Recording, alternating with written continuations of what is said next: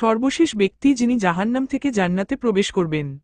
কল্পনা করুন তো, যে ব্যক্তি যিনি জাহান্নামের কঠিন শাস্তি ভোগ করেছেন, আগুনের লেলিহান শিখায় দগ্ধ হয়েছেন, চরম কষ্টের পর অবশেষে আল্লাহর দয়ায় তিনি মুক্তি পাবেন, কিন্তু এরপর কি হবে, কেমন হবে তার জান্নাতে প্রবেশের গল্প?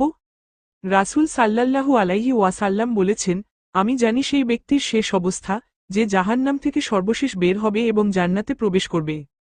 এই ব্যক্তি ধীরে ধীরে হামাগুড়ি দিতে দিতে জাহান্নাম থেকে বের হবেন। আগুনের জ্বলন্ত ছাপ এখনও তার শরীরে লেগে আছে। অত্যন্ত ক্লান্ত ও দুর্বল অবস্থায় তিনি আল্লাহর সামনে দাঁড়াবেন।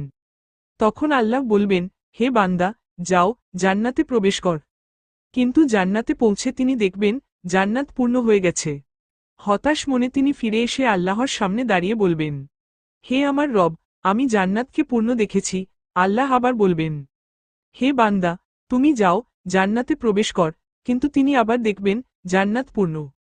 আরেকবার ফিরে এসে বলবেন, হে আল্লাহ, আমি জান্নাতকে পূর্ণ দেখেছি।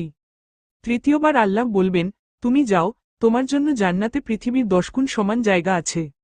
এ কথা শুনে তিনি বিস্মিত হয়ে বলবেন, হে আল্লাহ, আপনি কি আমার সাথে উপহাস করছেন? অথচ আপনি তো মালিকুল মুলক।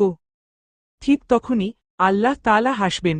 আল্লাহর দয়া এত বিশাল যে তিনি এই ব্যক্তিকে জান্নাতে প্রবেশ করাবেন।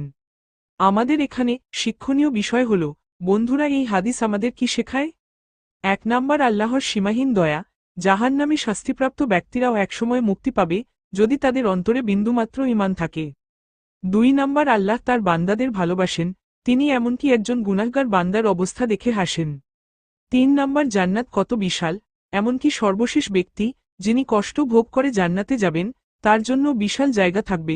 সুতরাং আসুন আমরা আমাদের রবের দয়া পাওয়ার চেষ্টা করি, তার নির্দেশ মেনে চলি এবং জান্নাতের পথ অনুসরণ করি। আল্লাহ আমাদের জন্যই জান্নাতকে সাজিয়ে রেখেছেন। ইনশাআল্লাহ মৃত্যুর পরেই আমরা ওই জান্নাতকে উপভোগ করতে পারব। আপনার মতামত কমেন্টে জানান। চ্যানেলটিকে ফলো ও সাবস্ক্রাইব করতে ভুলবেন না। আপনার নেক দোয়ায় শামিল করবেন।